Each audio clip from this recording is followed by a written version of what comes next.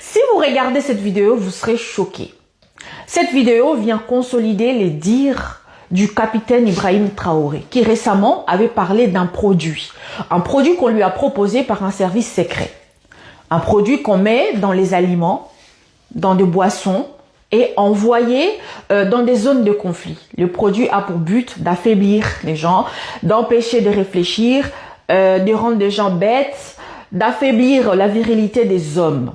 Et dans cette vidéo, on nous parle d'un médicament qu'on administrait aux Congolais à l'époque du Congo belge. Et les médicaments en question étaient pour soigner la maladie du sommeil. Et les effets secondaires de ces médicaments étaient reconnus. Que ça endormissait les gens, ça empêchait de réfléchir, ça affaiblissait la virilité des hommes. Sauf que ce médicament n'a pas été seulement administré aux malades. À titre préventif, ils l'ont administré à toute la population des zones touchées. Et aujourd'hui, on voit les conséquences. Quand nous regardons notre société, on voit comment nous n'arrivons plus à comprendre des choses faciles, des choses simples à comprendre. Comment nous sommes facilement bernés, manipulés. Et ça, ce sont les conséquences de ces médicaments-là. Parce que jusqu'aujourd'hui, on a encore des séquelles de ces médicaments-là dans les sangs. Et ça, c'est un crime contre l'humanité à dénoncer. Suivons la vidéo. Soigneusement enterré pendant 60 ans, jusqu'au jour où un historien l'a déterré. Cet historien, c'est Guillaume Lachenal.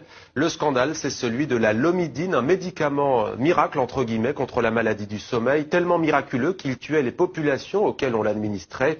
C'était à la fin des années 50. Bonsoir Guillaume Lachenal. Bonsoir. Merci d'être avec nous sur TV5 Monde. Vous êtes historien de la médecine. Vous êtes donc l'auteur de ce livre, Le médicament qui devait sauver l'Afrique, un scandale pharmaceutique aux colonies, édition La Découverte, les empêcheurs de penser en rond. Qu'est-ce que la lomidine ?